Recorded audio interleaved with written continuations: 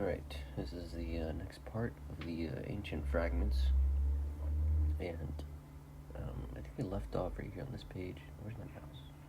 Oh, right here. Okay, so we read last time that I think Nabopolassar, basically was the last line of the Assyrians, and then basically introduced the Neo-Babylonian and Chaldaean monarchs. I'm not really too sure what that implies. Like, when they say Neo-Babylonian, I don't know why. I mean, I guess because the capital is at Babylon. That's why they call it the Neo-Babylonian, but I mean, essentially, I guess it's just called Chaldea. I'm not really sure where the term Chaldea, originates from, I guess. Yeah, if I try to, chat GPT it, it's gonna just give me some kind of vague answer I'm not really looking for. I just kind of already know it. Possibly. I mean, we could, but anyways, let's just read this page and get started. So, he transferred Nabopolassar, the seat of empire, to Babylon, and in his reign, his celebrated son Nebuchadnezzar extended his conquests over the bordering kingdoms of the north and west by the reduction of Syria, Phoenicia, Judea, Egypt, and Arabia. An accurate account of which is transmitted by Berosus. On the death of his father, Nebuchadnezzar succeeded to the throne. Concerning him, we have several very interesting fragments from Berosus and from Megasthenes, and these are detailed the splendor of his works at Babylon, its celebrated walls and brazen gates, its temples, palaces, and hanging gardens. The prophecy of Nebuchadnezzar probably alludes to the public notification of Daniel's interpretation of his vision. And so,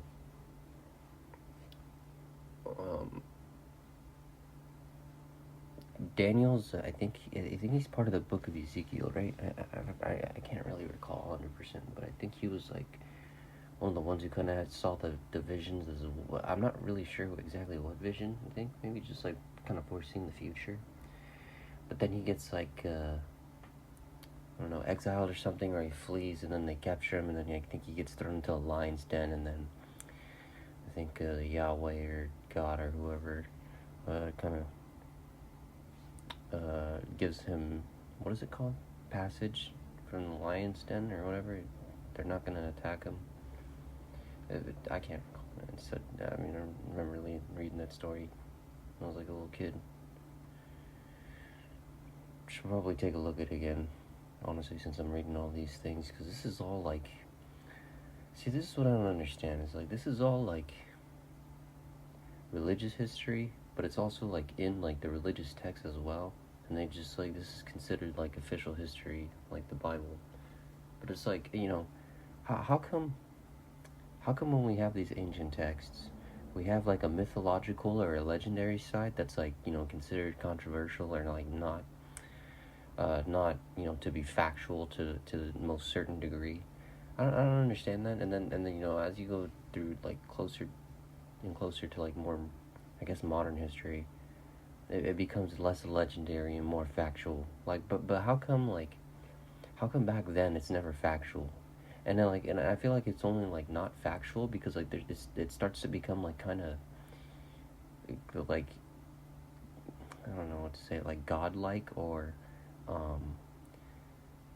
there's a lot of elements of very superstitious and advanced technological things, I guess, or superstitious meaning that it's some sort of, I guess me personally, I just think it's advanced technology. That's just all this super crazy stuff, like people living for 1,000 years, or God coming down from a freaking giant wheel, whatever the case may be, or I don't know, the resurrection of Jesus, all these types of things that are spoken of, I see it as all advanced technology. I don't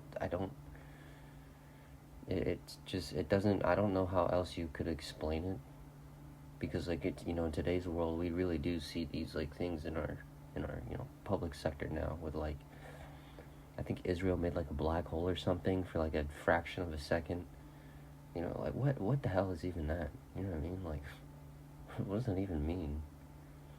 So it's just, you know, it's the same thing when you're reading these texts and these people are flying in like a wheel. It's like, what does it really mean? What does that imply? Like, what does a black hole actually like do? I mean, obviously it sucks in light, right?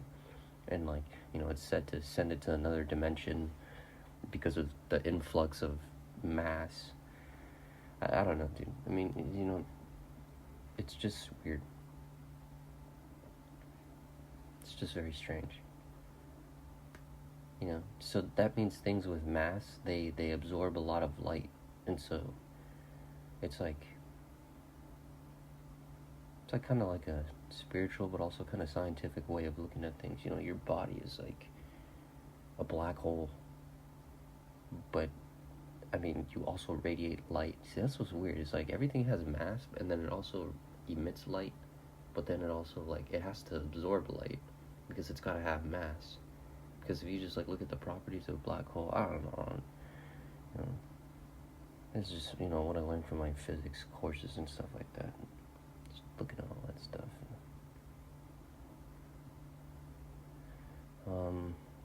Yeah. So, yeah, we talked about Daniel.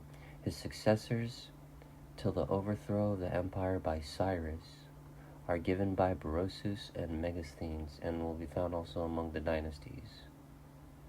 Among his 4 immediate successors, we must find Belshazzar and Darius the Mede. What the? Oh, well, I mean, I guess that makes sense because,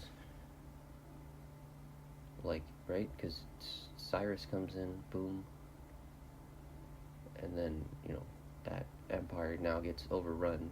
The Neo-Babylonian Empire just completely gets, like, stamped over with Persian, right? Achaemenid. So, I don't think they were saying words like maybe Achaemenid Empire yet, or like the Aryan or Iranian Empire. You know, first it's just, you know, Darius is the Mede, and Belshazzar was the successor. But see, Darius, like, this is definitely like Persian. So this is like after like Cyrus conquered, right? The latter has been generally supposed to be Nabonidus. Oh, what the hell? Though some have endeavored to identify him with Cyaxares. Whoa, what? Why is it saying that?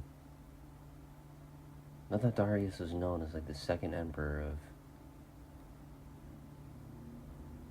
of the Achaemenid Empire, because it goes Cyrus and then Darius the First.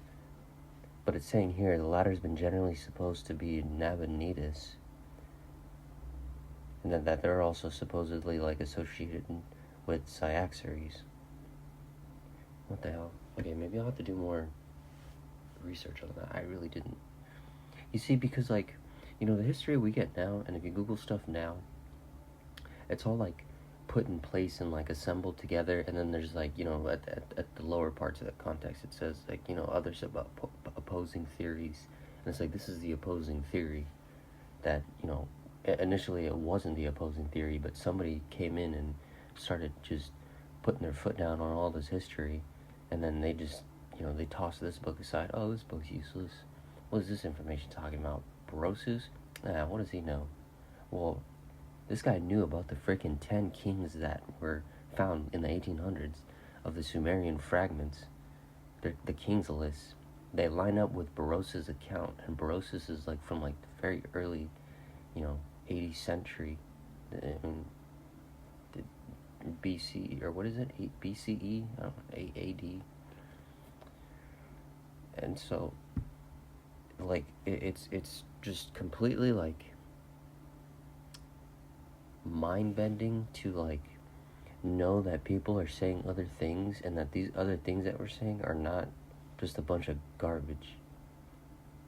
Because that's what I really thought, like, in my general studies, that this was the most agreed upon history, and this is like the reason why this history is in our textbooks is because it's like it's the most like logical, and I guess by definition, I guess it is logical, because a lot of illogical things happen in all of this, you know, history making, such as like, I don't know, fabricating histories or writing a textbook that talks about a history that caters to a particular group.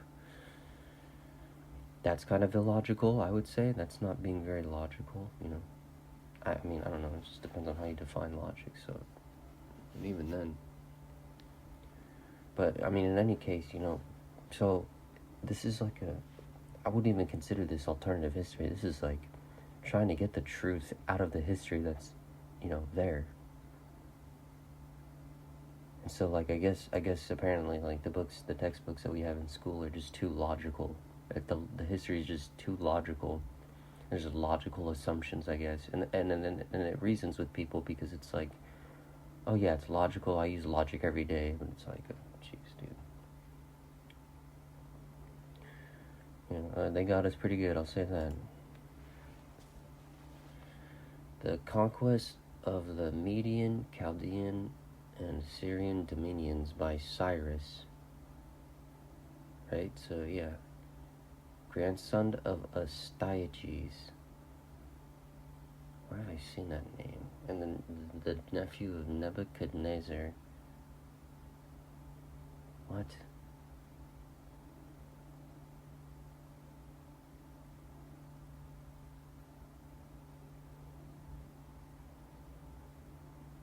Why is this book saying that?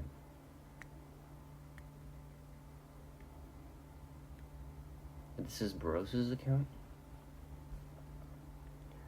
Brings down to the history to the authentic records of Grecian literature. The Persian line, the successors of Cyrus, will be found in several different places, both among the Chaldean and Egyptian fragments. Okay, so, I mean, unanimously, the Babylonians and the Egyptians recognized Cyrus through these fragments or texts and stuff like that, but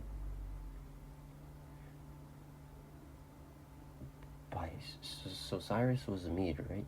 The conquest. Cyrus, what the hell? Okay, what the hell, dude? Hold on. I'm getting kind of like a meltdown right now in my head. The Persian line, the successors of Cyrus, will be found in different places. But, see, this is what doesn't make sense to me. It's like, okay, so Cyrus is succeeded by Darius, right? And then, but they say that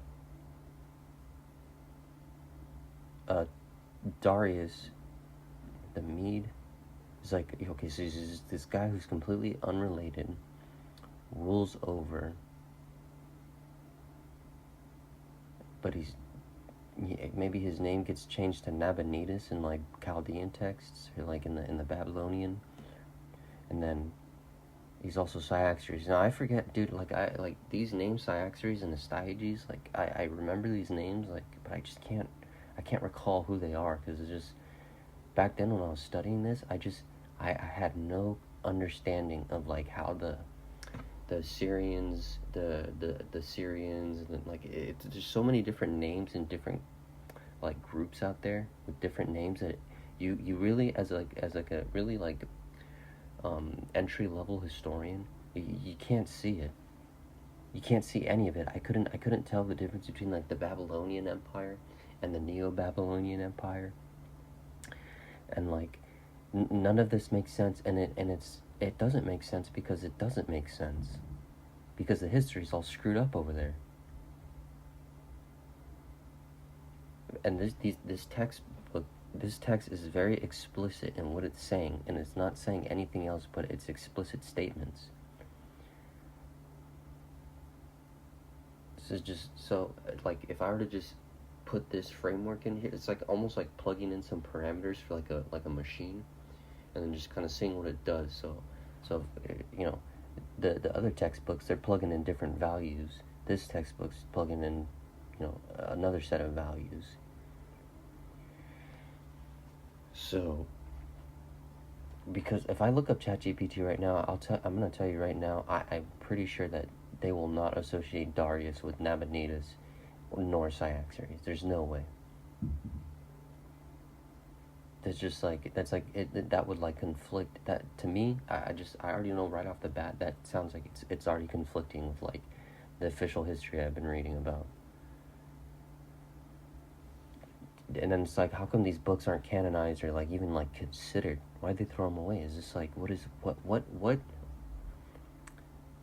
with this textbook that never made it to light? Like, are these just like, oh, and like you can argue like, oh, you know, this stuff found out not to be true, but like under what basis? Because I don't think really, honestly, any of the fragments, like the cuneiform stuff like that, is really explicit too much either. It's like all this stuff was just hearsay, but then like the hearsay, you still gotta kind of like decrypt it, you know? Because it's like, you know, spelling something out and then sounding something out are like almost two completely different things.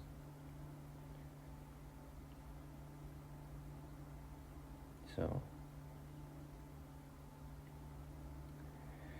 like a good example of that, honestly, I can give you is like, you can tell, like an easy one is just like, you can tell if something's written by a British person or an English person depending on like, I don't know, they spell, I don't know, maybe, what is it, tire differently, or if they spell, harbor, or like stuff with like an O-R, honor, right? And then they say things kind of differently too, but I mean, that's just because of it's very explicit with the tongue. Okay, let me look this up. Well, I don't even know what to look up, to be honest, because this might actually take me a minute to look at this, and I don't really know if I want to do that. So maybe I'll just keep going, and I'll just kind of do more research on this later, because it just kind of, like, interests me.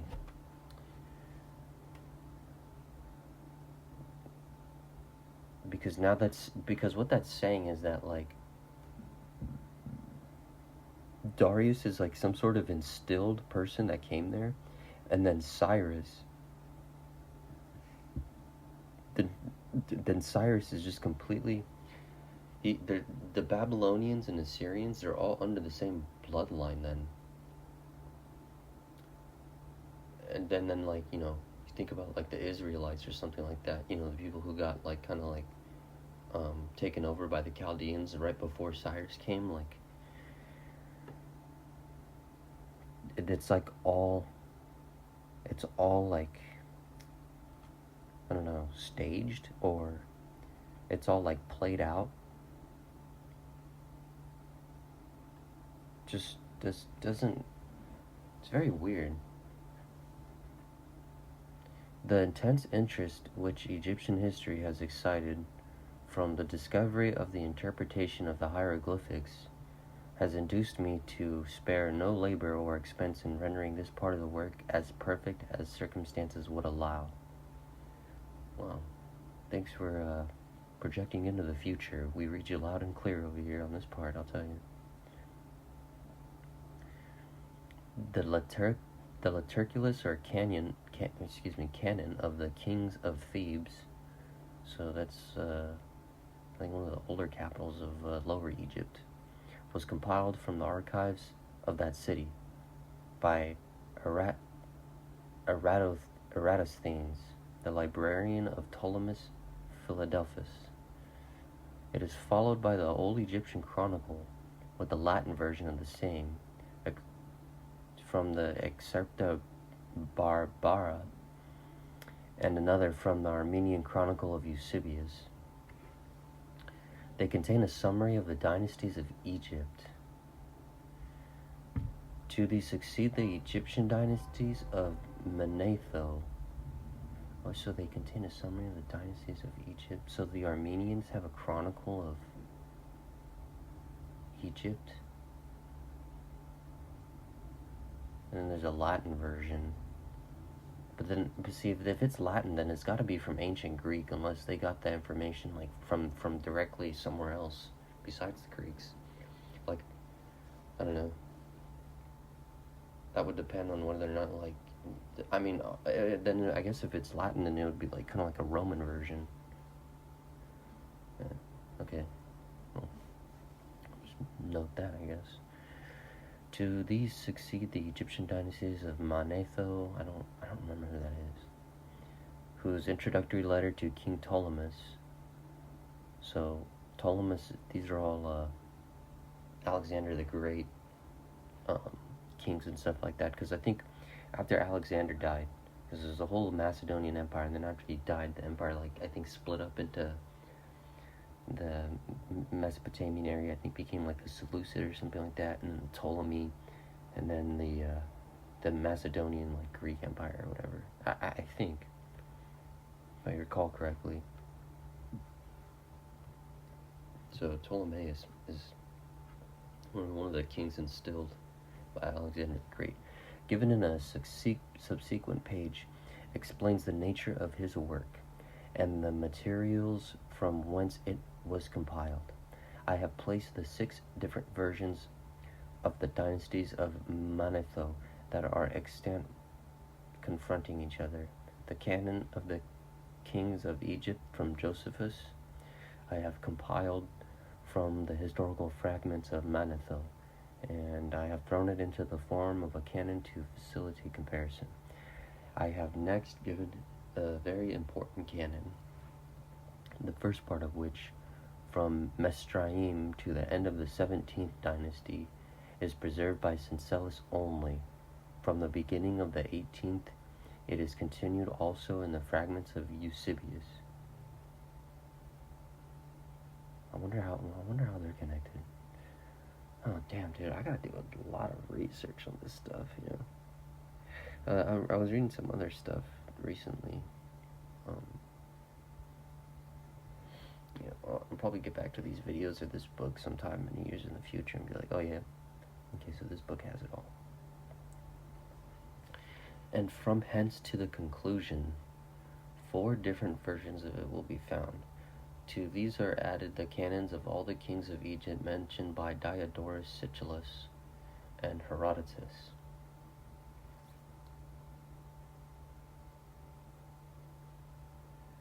Okay.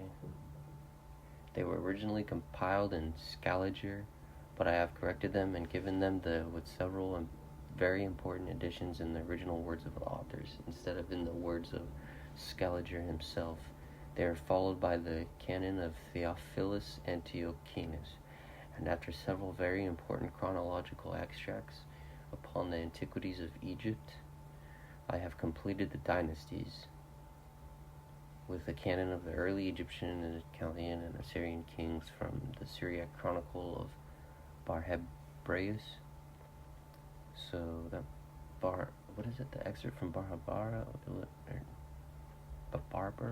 was, where's that word? That's the Latin version, right? Barhebraeus Chronicle with the canon of the early Egyptian Chaldean and the Syriac Chronicle. I wonder what this little notice one,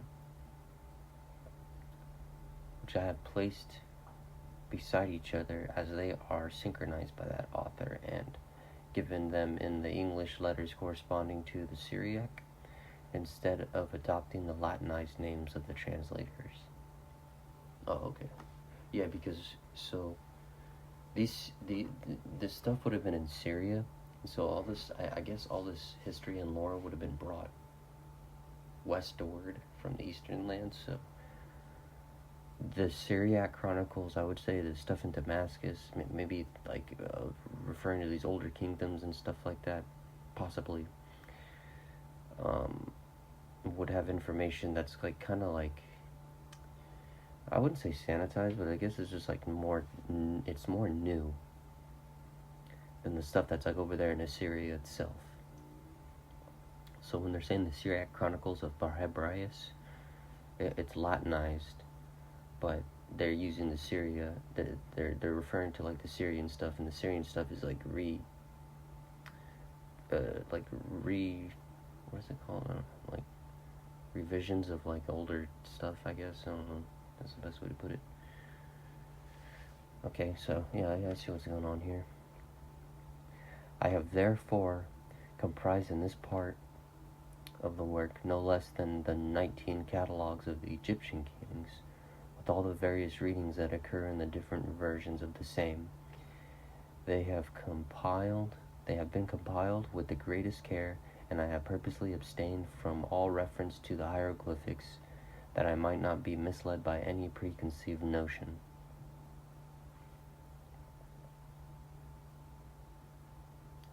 So, is he saying that the Egyptian hieroglyphs are like, there's like a bad interpretation of Egypt? I think that's what he's saying right here in this sentence. I think that's what he's kind of implying. Because, like, you know, when they're doing all this Egyptian, like, rediscovery and stuff like that, I think some of the stuff gets misinterpreted a lot. So they're taking the primary sources and then they're translating them, and then the people who officially translate them, they're like, you know, part of the academic groups that, like, you know, try to look at this thing and then, like, they force it into like a way that it's just it should just be more natural. So I see what he's saying here. He's getting the sources from, like, hearsay and, like, what's been recorded over the ages, as opposed to going to the very, very ancient sites themselves, looking at the hieroglyphics that nobody really knows, I guess, too much about, because the only way we knew about this stuff was because of the Rosetta Stone, and then just years of just comparing and contrasting. And then, you know, then you get to, like, you know, the preconceived notions that he's talking about. So I clearly see what he's coming from. He's trying to get what the people are saying out there and what's been recorded in chronicles that have been passed down, rather than just kind of, like, you know, getting it misinterpreted. Because I guess these preconceived notions is what's been kind of like corrupting the whole, like, idea of Egypt, and not even Egypt, I would say even like cuneiform and stuff like that. Maybe that stuff probably gets misinterpreted too, I would say. Because, like, you know, you see these Sumerian tablets and they have, like, people living to be like 900 years old, or like 36,000 years old. And, like, you know, these people in Sumeria, they knew the zodiac, and they knew of the zodiac. It's very clear that the Sumerians were well established with the zodiacs. Many people have claimed that the Chaldaeans, who are in basically the area in Sumeria, which one of their cities is and Eridu and such, these Sumerians would have had the zodiac as well. So all their time calculations, it's all within Earth and their Earth years, not necessarily. So like, for instance, they use one Sari, right, and that's 3,600 years. How do they know that? Because they were using the zodiac, and they had, like, calculated what that term had meant, because they did things in, like rules of, they use like a rule of 12. That's what's written in the cuneiform tablets, and that's one of the conceived notions of the cuneiform tablets that were found that are considered Sumerian, which precede the Assyrians, which precede the Akkadians. Just something to consider when we're looking at this stuff as well. I'm probably going to have to end this video, actually, right here, to be honest, because if I keep going, it'll probably be like another 10 minutes, and it's hard to get close to, like, a long time. I'm trying to make these videos a little bit shorter, so we'll start the next part at a later date.